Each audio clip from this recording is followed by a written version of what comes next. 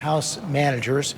9 of them will walk the article of impeachment charging President Trump with incitement of insurrection to the Senate for delivery to the Senate. That article of impeachment will be read on the Senate floor. Again, this is something we have never seen before in all of American history. We want to go to our senior congressional correspondent, Rachel Scott, there on Capitol Hill. Rachel, walk us through what's going to happen this evening. Tonight, we are going to see those 9 House impeachment managers walk that article of impeachment charging former President Donald Trump with incitement of insurrection over to the Senate chamber. And George, this is the very same Senate chamber where we saw nearly 3 weeks ago mobs violently try and break in. And then after that, tomorrow we will see these jurors, the senators, the lawmakers here be sworn in, as well as the Senator Patrick Leahy, who will now be presiding over this. Now There we see the House impeachment managers walking over. Thank you, Rachel. They'll be led by Jamie Raskin, Congressman Jamie Raskin of Maryland, constitutional law professor for more than 25 years at American University, member of the House Judiciary Committee. He will be the lead manager as you see them walk through the rotunda. There had been some talk that they would have to walk with Capitol Police escorts. Of course, this all stemmed from those violence events, the domestic terrorists who took siege of the Capitol on January 6th. 1 week later, the House impeached President Trump for inciting that insurrection. Last week, of course, President Biden became the President of the United States on January 20th, and now this second impeachment trial of President Trump will take place. There will be a bit of a delay after the House managers walk this over, after the article is read. The senators will be sworn in tomorrow, but the trial will not begin until the week of February 8th. That's by mutual agreement between the Senate Democratic leader Chuck Schumer and the Senate Republican leader Mitch McConnell, who had some strong words for President Trump. And unlike his first impeachment, has not ruled out convicting President Trump. But John Carl, our senior Washington correspondent, getting a conviction here, an uphill fight. George, the math is you need 2/3 of the Senate to vote to convict. 50 Democrats, you're likely to get all 50 of them. That means you need 17 Republicans to vote that Donald Trump is guilty and to vote to convict him. I see that as almost a 0% probability. In the immediate aftermath of the riot, it looked like a real possibility. And look, Mitch McConnell has not said how he would vote. But what you're seeing most of the Republicans say is that they don't believe that this is constitutional. Now that Donald Trump has left office, there's really no need to vote to convict him and remove him from office because he's already gone. And there you see they have approached the Senate doors. Right now, they will be announced by the acting Sergeant at Arms. Of course, the Sergeant at Arms for both the House and the Senate were relieved of duty after the events of January 6th. Congressman Raskin, you see him right there, lost a son on New Year's Eve. A 25-year-old son to suicide, was actually in the House chamber on January 6th with his other daughter. Described as some of the most terrifying moments of his life, chosen by House Speaker Nancy Pelosi to lead this effort right now. And he will be reading that article of impeachment once they walk into the Senate chamber. There you see the President pro tem of the Senate, Patrick Leahy, who, as Rachel Scott said, will be presiding over the trial. Let's listen in.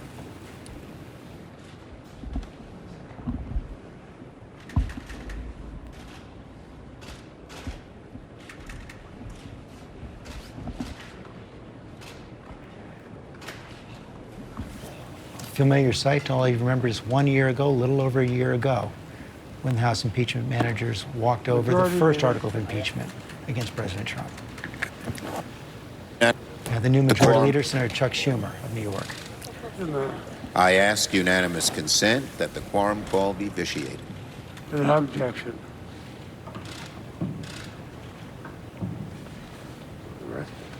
The hour of 7 p.m. having arrived, the acting Sergeant at Arms will present the managers on the part of the House of Representatives.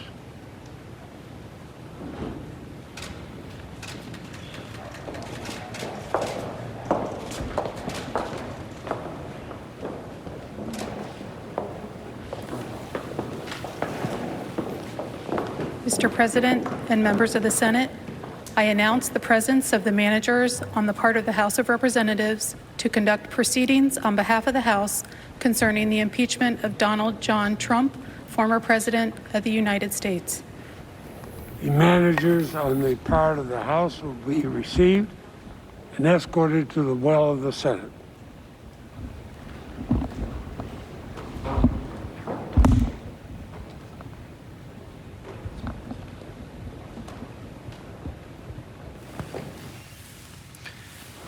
Nine impeachment managers for the House. There were 7 in President Trump's first trial. 13 in the impeachment trial of President Clinton.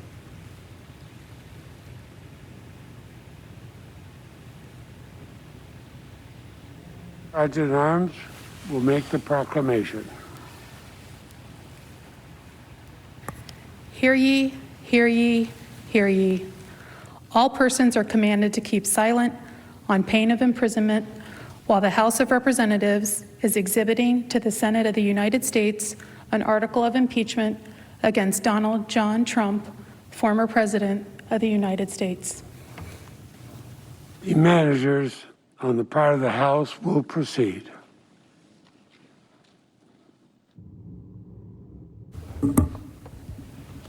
Congressman Raskin, Jamie Raskin of Maryland.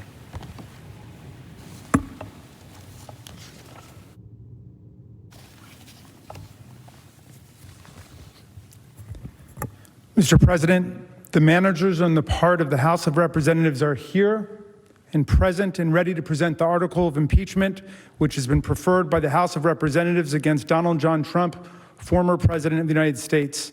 The House adopted the following resolution, which with the permission of the Senate, I will read. House Resolution 40 in the House of Representatives, United States, January 13th, 2021, resolved that Mr. Raskin, Ms. DeGette, Mr. Cicilline, Mr. Castro of Texas, Mr. Swalwell, Mr. Liu, Ms. Plaskett, Mr. Neguse, and Ms. Dean are appointed managers to conduct the impeachment trial against Donald John Trump, President of the United States, that a message be sent to the Senate to inform the Senate of the appointments, and that the manager so appointed may, in connection with the preparation and the conduct of the trial, exhibit the article of impeachment to the Senate and take all other actions necessary, which may include the following: employing legal, clerical, and other necessary assistance, and incurring such other expenses as may be necessary to be paid from amounts available to the Committee on the Judiciary under applicable expense resolutions or from the applicable accounts of the House of Representatives. 2, sending for persons and papers and filing with the Secretary of the Senate on the part of the House of Representatives any pleadings in conjunction with or subsequent to the exhibition of the articles of impeachment that the managers consider necessary. Nancy Pelosi, Speaker of the House of Representatives. With the permission of the Senate, I will now read the article of impeachment. House Resolution 24 in the House of Representatives, United States, January 13th, 2021. Resolved that Donald John Trump, President of the United States, is impeached for high crimes and misdemeanors, and that the following article of impeachment be exhibited to the United States Senate. Article of impeachment exhibited by the House of Representatives of the United States of America in the name of itself and of the people of the United States of America against Donald John Trump, President of the United States of America, in maintenance and support of its impeachment against him for high crimes and misdemeanors. Article 1, incitement of insurrection. The Constitution provides that the House of Representatives shall have the sole power of impeachment, and the President shall be removed from office on impeachment for and conviction of treason, bribery, or other high crimes and misdemeanors. Further, Section 3 of the 14th Amendment to the Constitution prohibits any person who has, quote, engaged in insurrection or rebellion against the United States from holding any office under the United States, unquote. In his conduct while President of the United States and in violation of his constitutional oath faithfully to execute the office of the President of the United States and to the best of his ability preserve, protect, and defend the Constitution of the United States, and in violation of his constitutional duty to take care that the laws be faithfully executed, Donald John Trump engaged in high crimes and misdemeanors by inciting violence against the government of the United States. In that, On January 6, 2021, pursuant to the 12th Amendment to the Constitution of the United States, the Vice President of the United States, the House of Representatives, and the Senate met at the United States Capitol for a joint session of Congress to count the votes of the Electoral College. In the months preceding the joint session, President Trump repeatedly issued false statements asserting that the presidential election results were the product of widespread fraud and should not be accepted by the American people or certified by state or federal officials. Shortly before the joint session commenced, President Trump addressed a crowd at the Ellipse in Washington, D.C. There, he reiterated false claims that we won this election and we won it by a landslide. He also willfully made statements that in context encouraged and foreseeably resulted in lawless action at the Capitol, such as, if you don't fight like hell, you're not going to have a country anymore. Thus incited by President Trump, members of the crowd he had addressed in an attempt to, among other objectives, interfere with the joint session's solemn constitutional duty to certify the results of the 2020 presidential election, unlawfully breached and vandalized the Capitol, injured and killed law enforcement personnel, menaced members of Congress, the Vice President, and congressional personnel, and engaged in other violent, deadly, destructive, and seditious acts.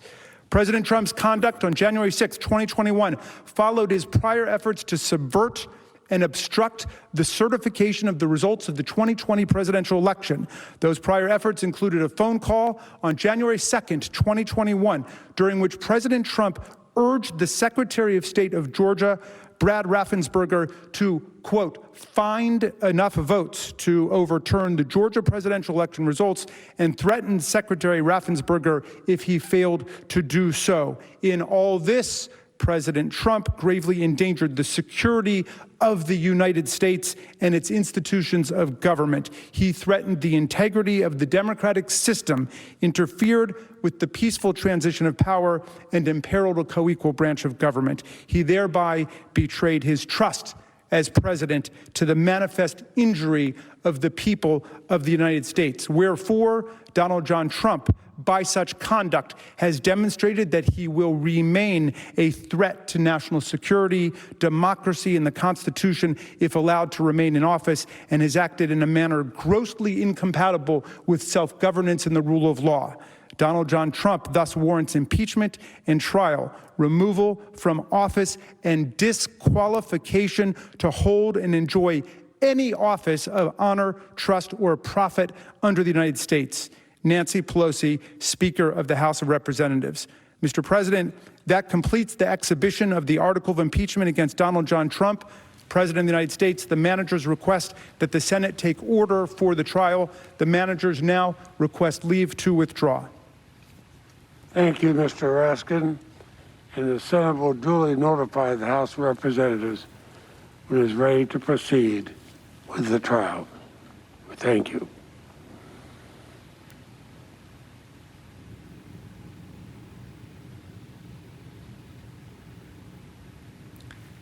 The article of impeachment delivered right there. Congressman Jamie Raskin, lead House impeachment manager. Those members of the House, the impeachment managers, the 9 impeachment managers, will now withdraw to the House. Senate will reconvene tomorrow, where all the senators will be sworn in as jurors in the trial. But as we said, that trial will be postponed until the week of February 8th, giving President Trump time to prepare his defense. I want to bring in Dan Abrams as the president is preparing his defense. We heard John Carl say right now, at least, we know those votes aren't there. The question is what kind of evidence will come forward between now and when the trial begins. Yeah, I mean, because everything that we just heard is known. We know what the president said at the rally. We know a lot of what the president did and said leading up to the rally. And according to John Carl, that's not enough for most of the Republican jurors. So the question becomes, what else might they find? And I think the only thing that they could find that might make the difference would be something that the president did or didn't do on January the 6th. Not leading up to it, not in the days before, but specifically there on the 6th of January. And that's going to be the question. Can they find anything else? Is there anything else to find? And Kate Shaw, also our legal analyst, professor of law at Cardozo Law School. It appears that many of the Republican senators want to avoid that question at all, focus on process. They say it's unconstitutional to impeach a former president. Some are raising a question. The fact that Chief Justice Roberts is not going to preside is another reason that this trial is unconstitutional.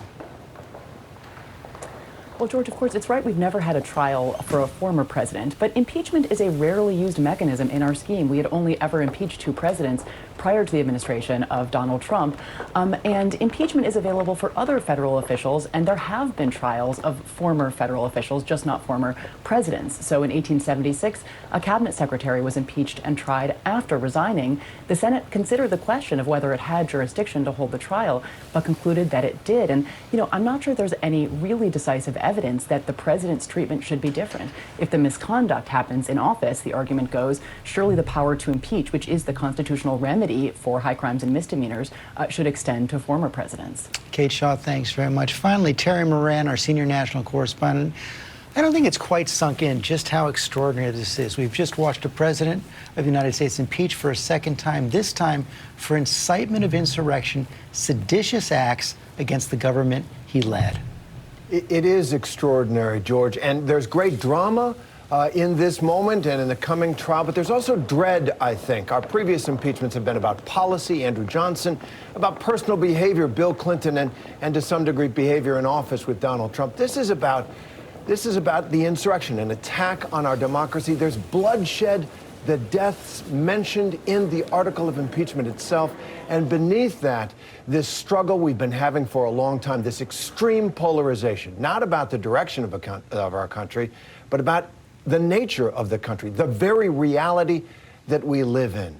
And I think resolving that through this is going to be impossible. It's another chapter of these extraordinary politics, the kinds of politics that you see, frankly, in democracies that are in crisis. Right, where the jurors themselves, the managers bringing the charges, were all witnesses to the events in question. Terry Moran, thanks very much. We're going to return now to our regular programming. Coverage of this will continue on ABC News Live, of course, on Nightline tonight, and I'll see you tomorrow on GMA. This has been a special report from ABC News.